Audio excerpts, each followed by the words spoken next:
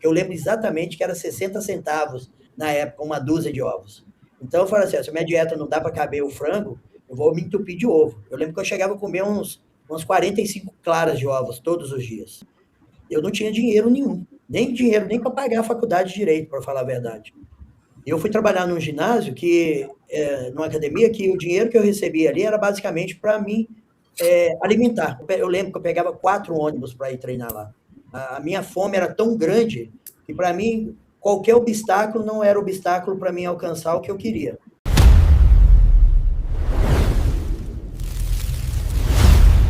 Fala aqui para o nosso público, até eu tenho curiosidade de saber como é que era na tua época, porque como tudo era empírico e vocês tinham pouca informação, como é que era, cara? Como é que vocês descobriam como comer, como treinar? Como é que era isso?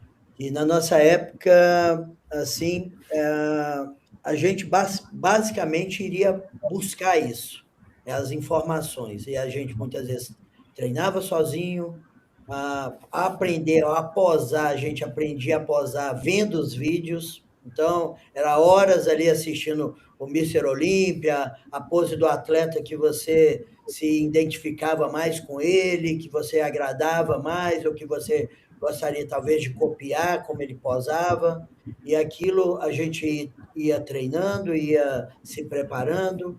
A alimentação, muitas vezes eu busquei informação nas revistas que tinha na época falando sobre nutrição. Então, tiveram algumas revistas no Brasil, né? Tiveram a Vigor, tiveram Muscleform. a Muscleform, Jornal que da ajudava Musculação. muito, né? Que muitas vezes também já era conteúdos extraídos das revistas americanas, né? Que chegavam no Brasil e que os atletas, na época, faziam. Eu até 2000 e... até 97, eu treinei sozinho. De 91 até 97, eu treinei sozinho e competi os campeonatos mineiros e estaduais e regionais sozinho. Tipo assim, treinando na santa ignorância.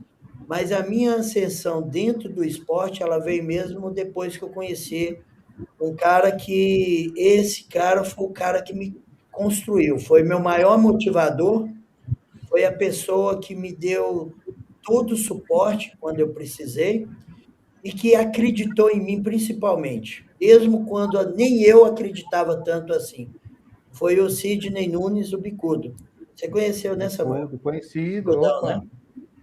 Mas Lá já de ajudou Minas, muitos PH. atletas, né? Era o cara que mais se entendia de bodybuilding em Belo Horizonte, em Minas, né?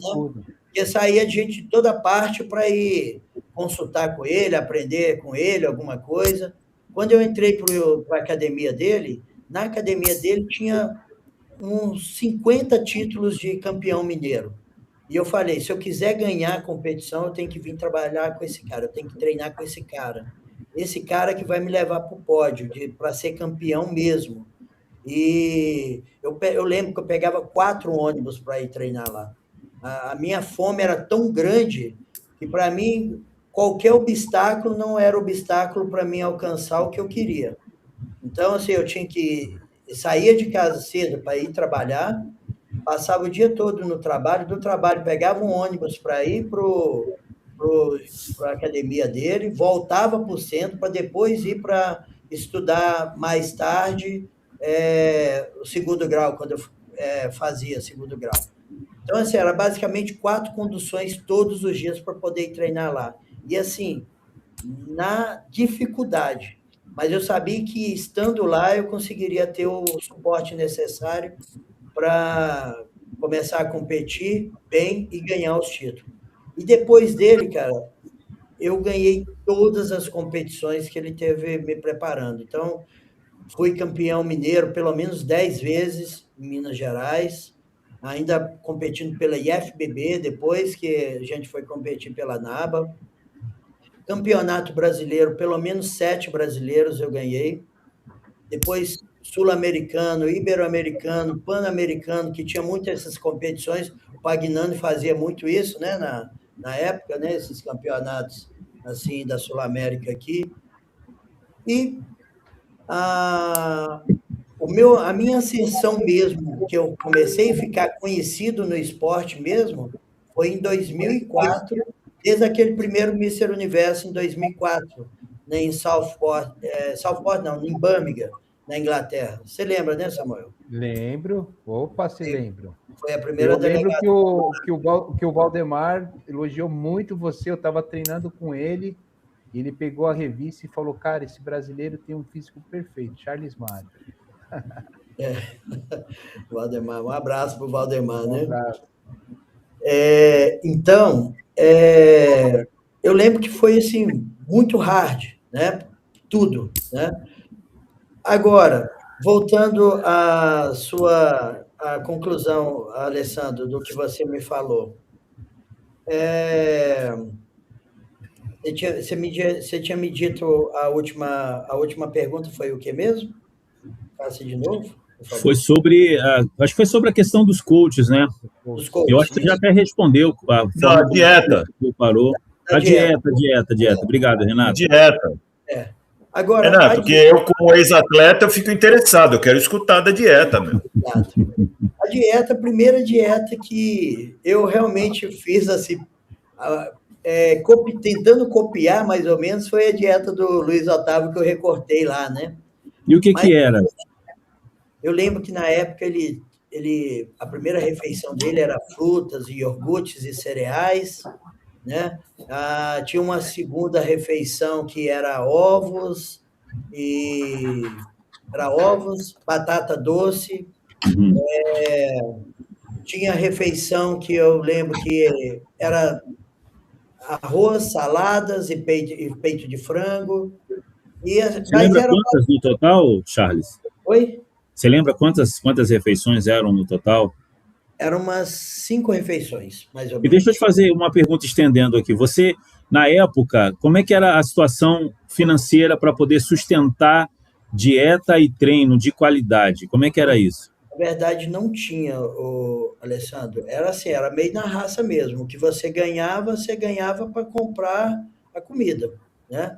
Eu fiz por muitos anos dieta, assim, acirrada, podendo comer o que eu podia. Por exemplo, quando eu entrei para a faculdade, que isso foi em 97, eu já era campeão mineiro, já tinha ganhado alguns títulos, e inclusive o brasileiro júnior também. Eu não tinha dinheiro nenhum, nem para pagar a faculdade direito, para falar a verdade. Eu fui trabalhar num ginásio numa academia, que o dinheiro que eu recebia ali era basicamente para mim alimentar e pagar meu aluguel lá da República onde eu ficava. Eu fiquei por muito tempo, cara, sem comer peito de frango, porque eu não conseguia comprar peito de frango, eu comia ovo. Eu lembro exatamente que era 60 centavos na época, uma dúzia de ovos.